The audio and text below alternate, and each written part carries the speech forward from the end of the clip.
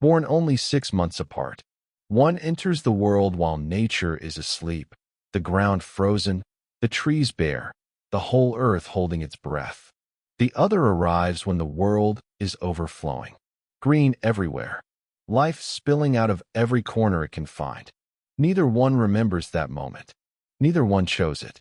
And yet, according to Jungian psychology, both may spend the rest of their lives quietly carrying its imprint. Not because the stars decided their fate, not because of anything written in the sky, but because, according to Carl Jung, the unconscious remembers symbols long before memory ever begins. Have you ever wondered why two people can live through the exact same world and still carry completely different emotional landscapes? Same city, same era, same kind of childhood, even. And yet, one moves through life like still water. The other moves like fire looking for something to burn. Jung believed the answer may begin before personality forms, before language, before you ever learn to want or to fear. It begins in a moment you will never consciously remember, the moment you entered the world, and the symbolic season that was waiting for you when you did. Not fate, a symbol you've been living inside of, without ever being told its name. Think of it like a song that's been playing quietly in the background of your entire life. So constant, so familiar, you stopped hearing it as music years ago. It simply became the sound of being you. This is an attempt to turn that music back up, loud enough, for once, to actually listen. Why time has a psychology? To understand what Jung believed about your birth month, you first have to understand something most people never stop to consider. Time is not neutral. We treat the calendar like a machine, a flat, mechanical grid of days. But Jung didn't see it that way. He saw the year as a living organism, and each season as one of its moods. He arrived at this the long way, through a question that had bothered him for years. Why do minds that never touched each other keep arriving at the same symbols? A flood myth in ancient Mesopotamia.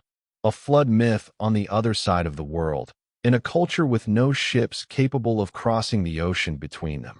A hero who descends into darkness and returns changed, told in Egypt, in Greece, in folk tales from cultures separated by oceans and centuries, none of them copying from the other. Grief repeats. Longing repeats.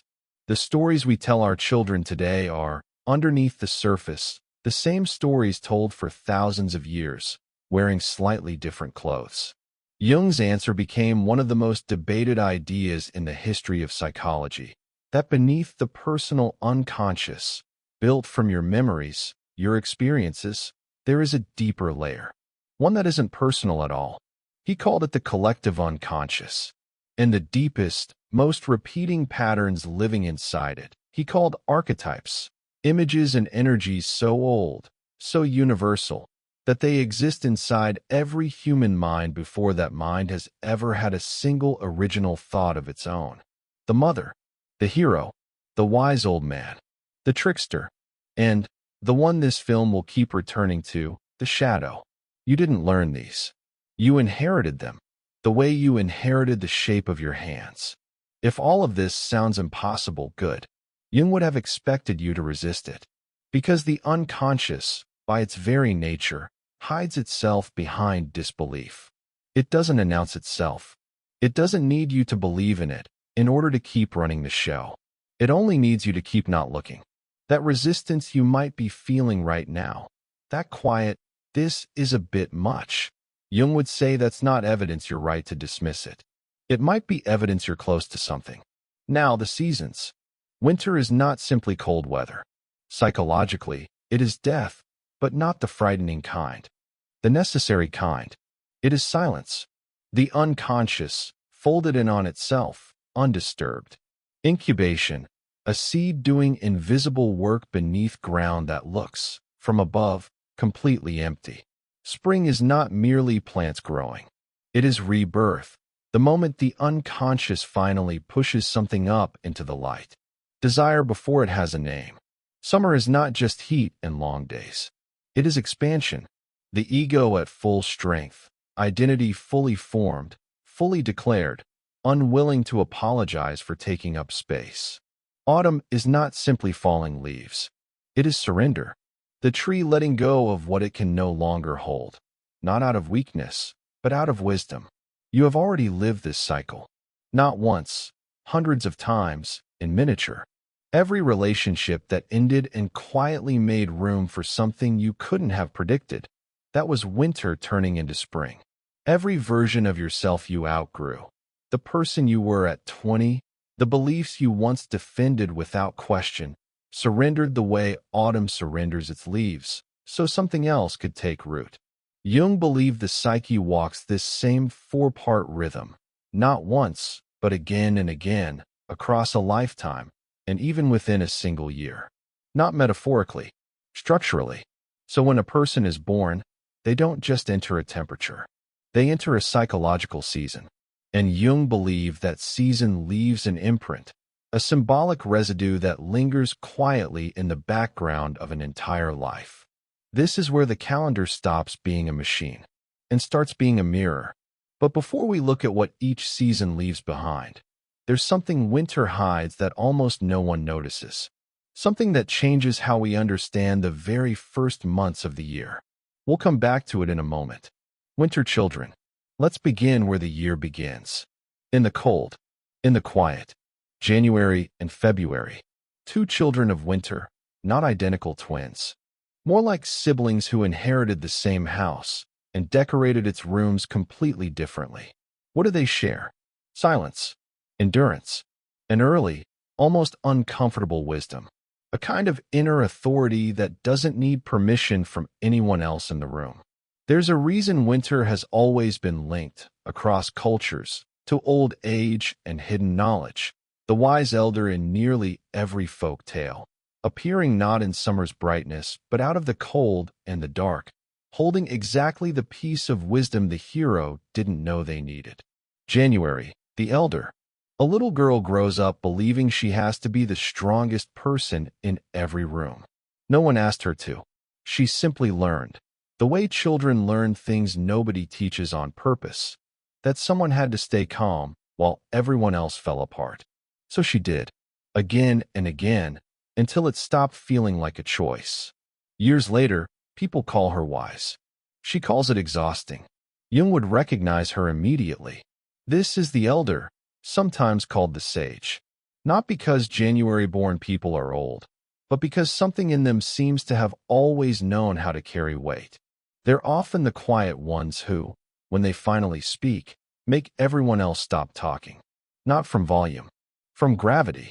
But every archetype casts a shadow, and the elder's shadow is a heavy one. A wisdom so early it skipped straight past childhood. A seriousness that quietly, patiently, forgets how to play. Their lifelong work isn't learning to carry more. It's learning to put something down. February, the visionary. Then comes February, still cold, but something underneath it has already started to shift. A restlessness that hasn't broken the surface yet. There's a boy who keeps asking out loud, but why does it have to be this way? Not to cause trouble, but because some part of him has already imagined 3 better ways it could be done instead.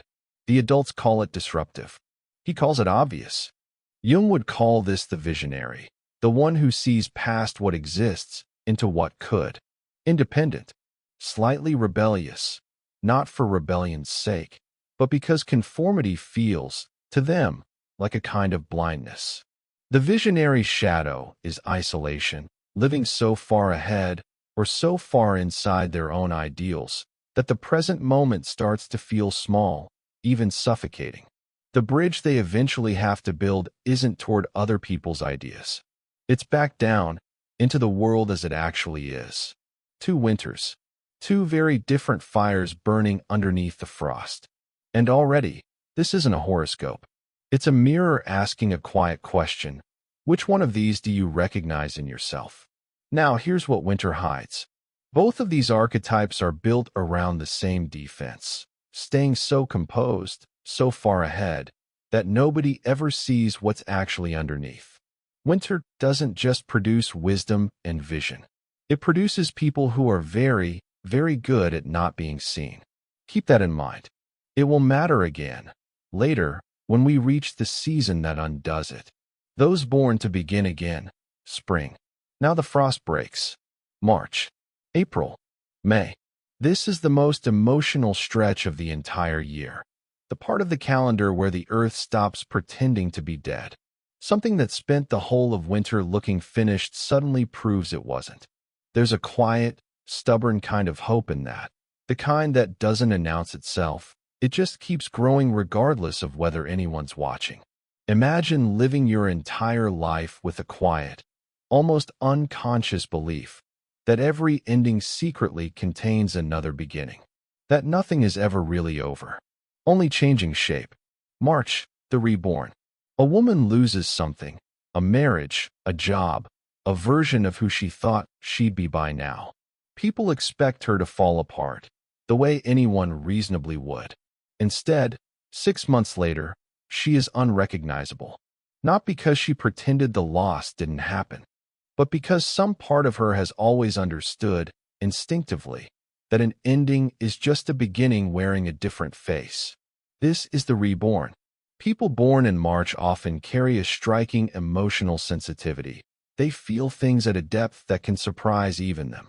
Spiritual, artistic, close to nature's rhythms. The reborn's shadow is dissolution, becoming so submerged in their own inner world that boundaries blur, and they lose themselves in the flood of their own feeling. Their task is holding depth and structure at the same time, feeling everything without drowning in it. April, the initiator. Then April arrives, and everything moves. A young man is already 3 steps into a plan the rest of the room is still debating. Nobody handed him permission. He simply decided, somewhere along the way, that hesitation costs more than mistakes do. Jung called this the warrior or the initiator, courage, action, personal will. There's a passionate intensity in them, a leadership that doesn't ask to be followed, but gets followed anyway. But the fire that starts things can also burn the person carrying it. The warrior's shadow is impulsiveness, pushing so hard, so fast, that burnout arrives disguised as ambition. Their growth isn't learning how to act. They already know that better than almost anyone. It's learning when to stop. May, the builder. Finally, spring softens into May, full bloom, grounded, sensual calm settling over everything. There's a home that always feels like the safest room in any house. Whoever built it did so slowly, patiently, with real care, the kind of care that can't be rushed or faked. Jung connected May to the builder, creation, patience, the quiet pleasures of a life well made. Deeply connected to the physical world. Loyal, steady. Here's the part that's easy to miss and harder to say out loud. Sometimes, the safest house becomes the most beautiful prison. The builder's shadow is rigidity, resisting change out of fear of losing what took so long to build. Their evolution isn't abandoning the foundation. It's learning that growth doesn't have to mean losing what's real. Pause. 3 archetypes. 1 season. All of them, in their own way, saying the same underlying thing. Something in me knows how to begin again. But there's a 4th thing spring quietly teaches, and it won't fully make sense until later in this film, that the thing you rebuild yourself into is never permanent either. It's just the next shape, waiting for its own ending. The fire of the self, summer. Summer is when life believes itself immortal.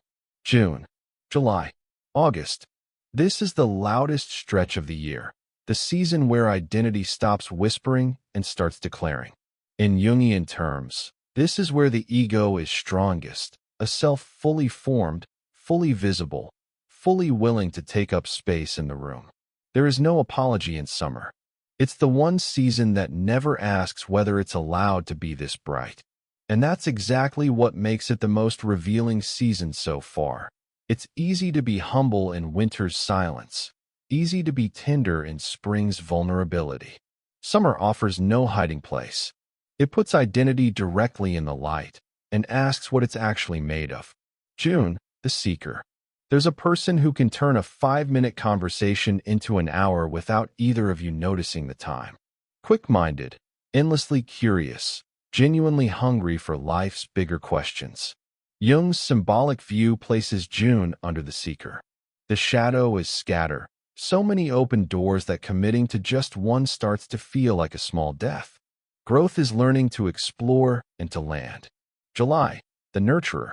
There's someone others come to when something breaks, at any hour, without ever needing to explain why they called. Jung associated July with the nurturer or the protector, deep emotional intelligence, fierce loyalty. But the shadow is self-erasure, giving so much they forget they're allowed to need something too. Their growth is learning that saying, "I need help," isn't a betrayal of the role they've always played. It's the completion of it. August, the sovereign. Rooms tend to reorganize themselves slightly when a certain kind of person walks in, even when nobody can quite explain why. Jung connected August to the sovereign, the king or queen, not by demanding a throne, but because something in them was simply built to lead. The shadow is isolation through pride, the loneliness of believing that leading means never being allowed to need anyone. Their growth is humility, leading alongside, not above. This is Jung's persona at its brightest, the mask fully worn, fully alive, fully convincing, even to the person wearing it. But here's the mini cliffhanger worth sitting with. Every mask, no matter how brilliant, has a backside nobody sees. And the brighter the summer, the longer the shadow it casts once the light starts to fade. Which is exactly what happens next. The soul returns home, autumn. When nature begins to die, something inside the human soul finally starts listening. September, October, November, December. This is, in many ways, the most quietly profound stretch of the entire calendar. Not loud like summer, not blooming like spring. Autumn asks a harder question. What are you willing to let go of in order to become who you actually are? Notice the arc so far. Winter taught stillness. Spring taught beginning. Summer taught declaration. Autumn arrives to teach the hardest lesson of all, that everything, eventually, has to be released. Not lost, released. There's a difference, even when it doesn't feel like one in the moment. September, the analyst. There's a person who feels most at peace when everything finally has its place, and quietly, almost imperceptibly unsettled when it doesn't. Jung connected September to the analyst, logic, structure, precision. But the shadow runs deeper than perfectionism. It's a private, relentless court that never adjourns, where every small mistake gets tried and rarely acquitted. Their growth is learning that imperfection isn't a failure of the system. It's the price of being human, and it's not actually a debt. October, the diplomat. There's someone in every group who quietly smooths over a tension before anyone else even registers it existed. Jung saw October through the diplomat, or the artist, fairness, beauty, a pull toward genuine connection. But the shadow is conflict avoidance, and it's costlier than it looks. Preserving peace at the price of their own truth, again and again, until the peace itself starts to feel like a performance. Their growth is discovering that real harmony was never the absence of conflict. It's the willingness to face it and stay anyway. November, the alchemist. Here's the one Jung believed almost everyone misunderstands. There's a person who keeps rising from things that would have flattened someone else. Not once, repeatedly. Cycles of loss folding into cycles of renewal, until the people around them stop being surprised by it and start quietly relying on it. Jung placed November under the alchemist, the one who isn't afraid to look directly at the darkness, in themselves or in others. Most people assume this archetype is about strength. It isn't. It's about willingness, the willingness to be taken apart before being put back together. The shadow is being consumed by the very depth that makes them powerful.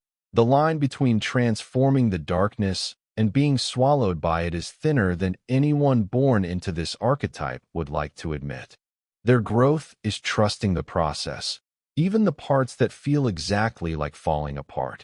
December, the wise teacher, and finally, December, the closing of the circle. Endings that quietly carry the seed of new beginnings. Jung associated this month with the wise teacher or the visionary sage, maturity blended with a stubborn, quiet optimism. The shadow is disconnection, becoming so devoted to ideas and ideals that the present moment slips out of reach. Their growth is bringing wisdom back down to earth. Not just thinking it, living it. The world doesn't need another person who can quote the lesson. It needs the rarer thing. Someone who's let the lesson actually change how they show up on an ordinary Tuesday. 12 months.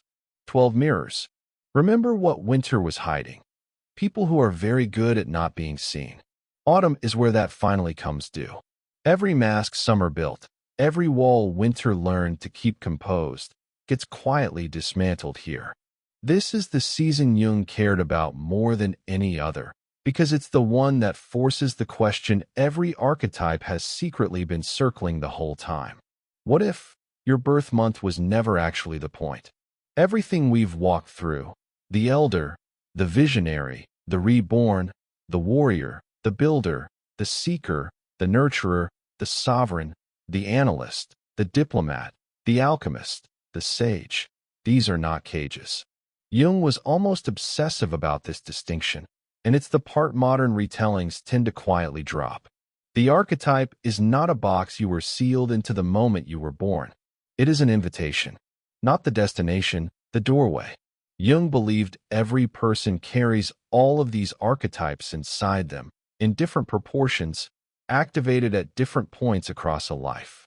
Your birth month doesn't trap you inside one of them.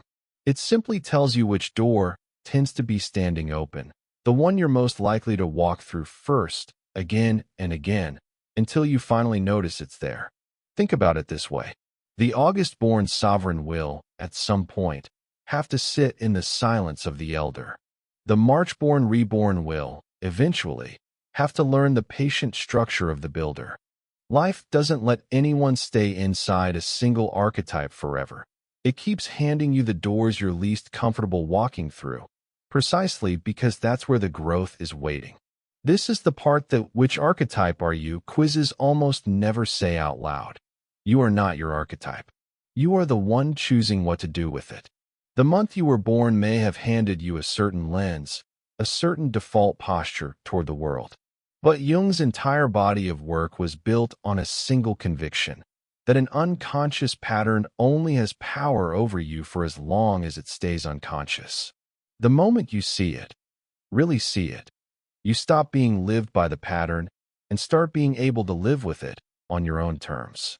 This brings us to the idea Jung actually cared about most, the one everything in this film has quietly been pointing toward.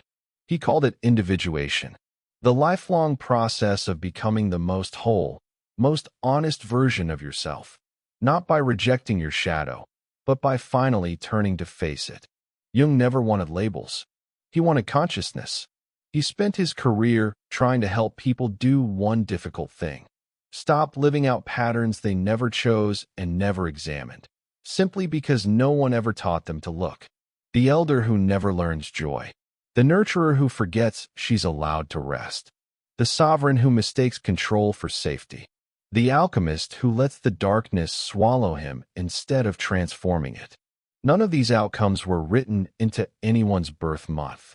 They were simply what happens when a pattern is left unconscious, left to run on autopilot, generation after generation, unquestioned. Individuation is the opposite of autopilot. It's the slow, often uncomfortable work of turning the light on inside rooms you've been avoiding your entire life. Your birth month is only the first page of a very long book.